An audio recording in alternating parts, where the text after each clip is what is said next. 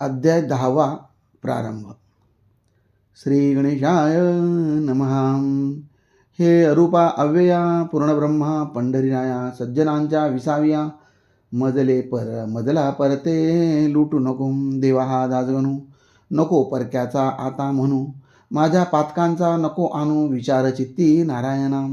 माझ्या करे न झाले पुण्य ही ठाऊके मजला गुण. पर फार काय तुला वदन दावणे आम्ही योग्य नसे.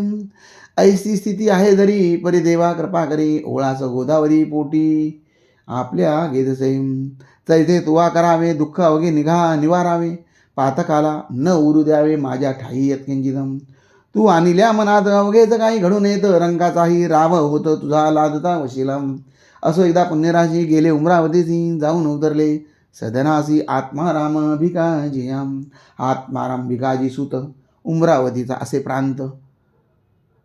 मोठा अधिकार हातात होता त्याच्या विबुधोम. कायस्थ प्रभू याची जात. हा संताचा प्रेमी अमित सदाचार संपन्न गृहस्थाश्रमी वर्तत असे. त्याच्या घरी समर्थ गेले ते त्याने सांग पूजिले. मंगल स्नान घातले उष्णोदकाने गजानना.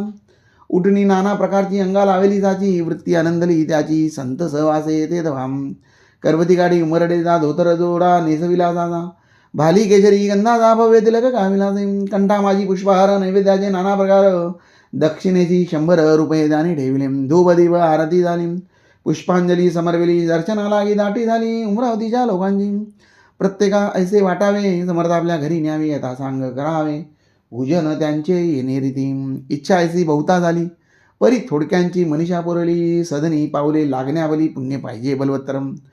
ते ज्यांच्यापाशी होते समर्थ गेले तेथे तेथे एकाकी. साधूस अवघे कळते अंतर्ज्ञाने करुणम. गणेश श्रीकृष्ण खापर्डे उमरावतीचे ग्रस्त पडे. वकिलीत त्यांच्या पुढे धीग रुपयांचे पडते की. दादासाहेब या प्रत म्हणत होते वराडात. हा सज्जन भाविक अत्यंत ब्राह्मण शुक्ल यजुर्वेदी. त्याने विनंती करिता करी महाराज गेले त्याच्या घरी. तेथेही झाली याच परी समर्थाची पूजा होऊन. गणेशाप्पा म्हणून होता लिंगायत वाणी. चंद्राबाई कामिनी त्याची परम भाविक असे. ती बोलली पतीला हा साधू पाहिजे नेला. कसे करुण घराला पहा विनंती करुण. आपले निष्पाप असल्या मन याच्या आगमने करुण. होईल आपले पवित्र सदन भाविकांचा देवजय. गणेशाप्पा म्हणे तिला वेळ लागले आहे तुला. हा सदनी साधू न्यावयाला वशिला पाहिजे बलवत्तरम. हा खापर्ड्या लागुनी हा साधू न्यावया सदनी. श्रम पडले ते आन ध्यानी उगाट धरू नको. चंद्राबाई म्हणे नाथा हे न पटे माझ्या चित्ता. सांगे माझी मनोदेवता सदनी साधू येतील होम. तुम्ही करावो त्यांना नुसती सदने येण्यास विनंती. गरिबावरी असते प्रीती संतांची ती विशेष. परी अप्पा बोलेना छाती त्याची होईना. बोलवा वयासी निज सदना. श्री गजानन साधुदेव. श्री गजानन साधुदेव. महाराज बदले अखेर. गणेश अप्पाचा धरून कर तुझे किती आहे सदन दूर तेवढे सांग मला. तुझ्या सदनी वाढते यावे काही वेळ बसावे. अरे चित्ती असेल ते बोलावे भीड न धरता गवनाची. ऐसे महाराज बोलला. गणेशाप्पाची चित्ता हर्ष झाला तत्वता. तो न शब्दे बोलवे. समर्थ असं नेऊन सदनी पूजा केली. उभयतांनी आपला संसार त्यांचे जणी अर्पण केला. तात्काळ ऐशा पूजा अमित झाल्या उमरावतीत. त्या प्रत्येक पूजेप्रत एक ग्रस्त हजर असे. तो आत्माराम भिकाजीचा नात्याने हा होताचा भाचा. राहणार मुंबई शहरीचा तारमास्तर असे. तो रजा घेऊन मला उमरावतीस होता आला. भेटणे आपल्या मामाला बाळाभाऊ नाम ज्याचे. त्या बाळाभाऊ कारण समर्थांचे लागले ध्यान. म्हणे अशा साधूंचे चरण सोडून कुठे जाऊ नये. प्रपंच अवघा अशाश्वत त्यात कशाला गोचित केला आजपर्यंत. तोच आता पुरे झाला. काही असो आज कोण मीन सोडी त्यांचे चरण अमृताला टाकून विषव्या कोणी जावे. म्हणून प्रत्येक पूजेला बाळाभाऊ हजर बला होता. बुध हो राहिला दुसरे न काही कारण. असो काही दिवसांनी शेगावे आले परतोनी. मळ्यासी न जाता जाणी आले मंदिरी मोठ्याच्या. त्या मंदिराच्या पूर्वीच एक जागा होती ओस. गजानन पुण्य पुरुष येऊन बसला ते ठाया. बातमी महाराज आल्याची कृष्णा पाटला कळली जाती. त्यांनी जागा मळ्याची सोडली हे समजले. म्हणून आला धावत त्या ओस जागेवरी सत्य महाराजा करुण दंडवद. अधोवदन वैसलाम. डोळ्यातून वाहे पाणी खंड त्याला नसे जाणी. वस्त्र टाकले भिजवणी त्या अश्रूंनी छाती. ते महाराज वदले पाटलाला ऐसा का रे रडशी भला. शोक कोणता तुला झाला ते वेगे सांग मजम. पाटील बोलले त्यावर जोडून आपले धोनी कर. महाराज मळ्याचा अव्यर का हो आज केला थांब.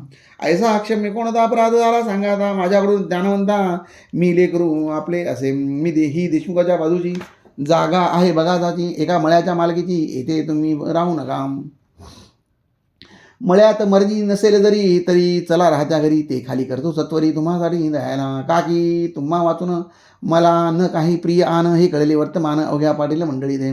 तेही ते धावून आले महाराजा विनू लागले निज सदना या भले हरी आणि नारायण. महाराज बोलले तयारी मी जो या जागेचे येऊन बसलो आज दिवशी ते तुमच्या हितास्तव. ते पुढे येईल कळून आता न करा भाषण. वाद दोघांचे निर्मूलन करील हे विसरू नका. जितके जगी जमेदार तितके न करती विचार. मागचा पुढचा साचार हेच उणे त्यांच्या ठाई. जा बंगटलालाची पाहुणाना वेगेची मी सुडिता ततग्रासी. तो नाही रागावला ते का हे त्यासी विचार. माझी कृपा तुमच्यावर आहे ती न ढळणार कोणत्याही कारणाने.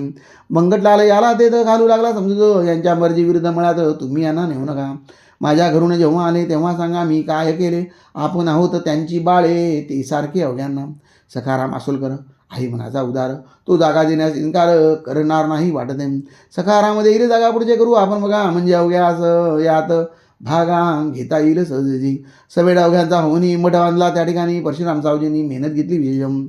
समर्थाच्या बरोबर निस्सिम भक्त होते चार. भास्कर बाळाभाऊ पितांबर उमरावतीचा गणेशाप्पा.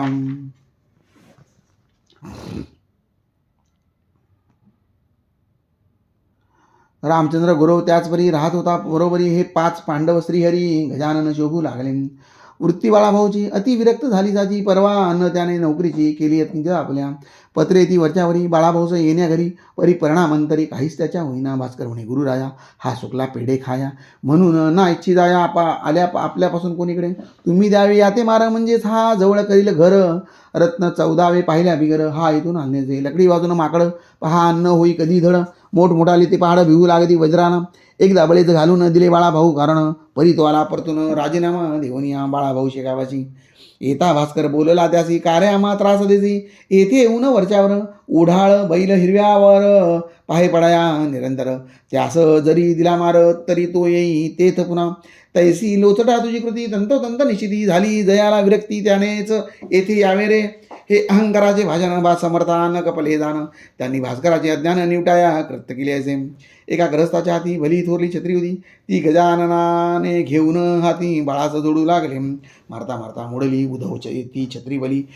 मग एक मोठी घेतली बरी भरी व काठीवाळी वेळूची. तिने मारणे सुरू केले. ते पाहता लोक भ्याले. काही काही पळून गेले सोडून त्या मठाला.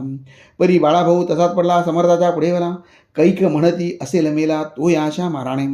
भास्करही झाला चिंतातुर. बाळाभाऊचा पाहून मार. परी समर्थांच्या समोर बोलण्याच्या ती होईना. तीही काठी मोडली करी बाळाभाऊच्या पाठीवरी. मग ते कंटाळून अखेरी तुडू लागले. तयाला जैसा का तो कुंभार माती तुडवितो साचार. तैसाच केला प्रकार महाराजांनी तुडविण्याचा. मठी हा प्रकार चालला. शिष्य समुदाय पळत सुटला. कोणी गेले बोलावण्याला त्यांच्या आवडीच्या मंडळीचं. पंकटलाल कृष्णाजी धावून आले मठामाजी. समर्थ हात धरण्या राजी. कोणी तयार होईना. बंकटलाल म्हणे भीत भीत समर्थ हा आपला भक्त पुरे झाले यापर्यंत. आता ऐसे तुडवणे एकदा भाषण. समर्थ बदले हसून हे असंबंध भाषण का करता कळेना. मी न बाळाचे मारिले नाही त्याचे तुडविले. निरखून पहा चांगले म्हणजे येईल कळून. महाराज म्हणाले बाळाचे कुठं उत्साह वेगेची या आलेल्या मंडळीची. अंग तुझी दाखीव ऐसी आज्ञा होता मला. बाळाभाऊ उठून बसला. लोक त्याच्या अंगाला पाहू लागले निर्गुण. तो वळाचे नाव नाही कुठेही न लागले काही. तो पहिल्या परीत होता बाई निमग्न आपल्या आनंदात. त्या योगे भास्कराला बाळाभाऊचा अधिकार कळला. मग तोही ना पुन्हा बोलला. वेडे वाकडे बाळाजी. सोने कसाशी उतरते तेव्हाच त्याची किंमत कळते. आश्चर्य झाले समजसाधी तो प्रकार पाहून. शुक्ला नामे अग्रवाला होता बाळापुराला. श्रोते त्याच्या अग्राला गाय एक द्वाड होती. तिने गावात फिरावे गुलामांचा तुडवावे. सशक्ताशी हुंदडावे शिंगाने घे आपल्या. वाटेल त्याच्या दुकानात गायीने शिरावे अवचित. धान्याची आटोपल्यात तोंड आपले खुपसावे. वाटेल तितके यथेच शिकावे. राहिलेले नासावे. तेल तुपाचे लवंडावे पिंपंगाच्या धक्क्याने. घरी बांधून ठेविता चराटे तोडी हा म्हणता.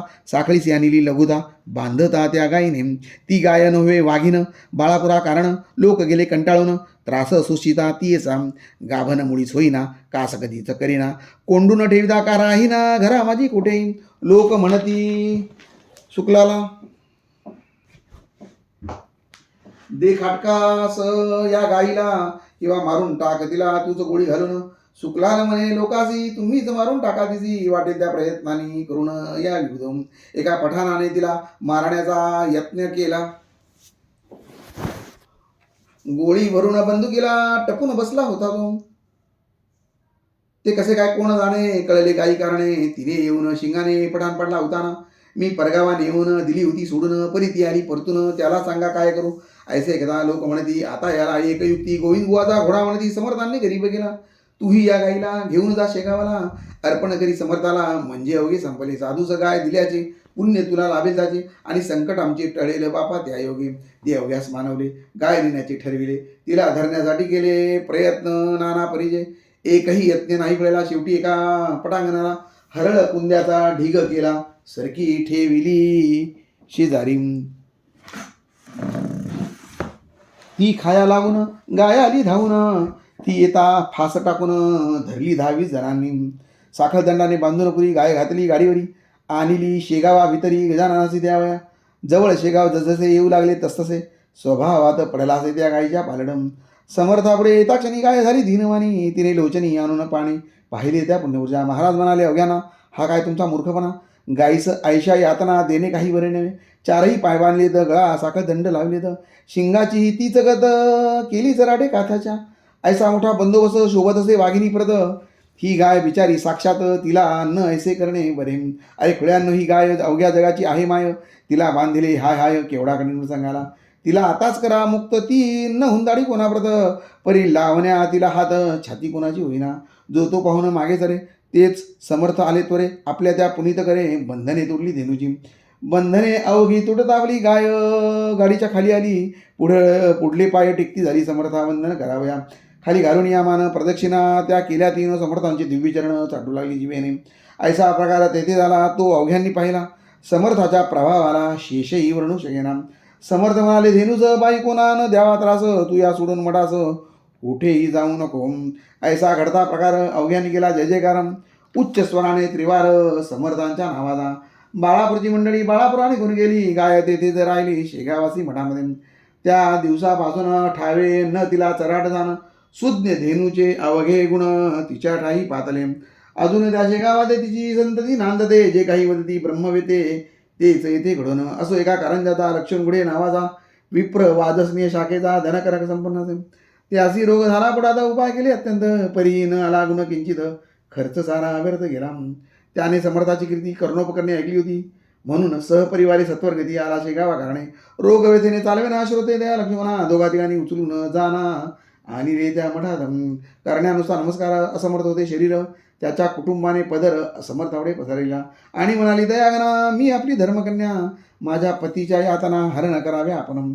अमृताचे दर्शन होता काय यावे मरण, माझ्या कुंकवा लागून टिकवा हीच विनंती. त्यावेळी समर्थद्वारी आंबा खात होती खरी, तोच फिकला अंगावरी त्या लक्ष्मण कांतेच्या. जा देहा पतीस खाया, व्याधी त्याची बरी होया, तू शोभसी त्यास जाया, पती भक्ती परायणम.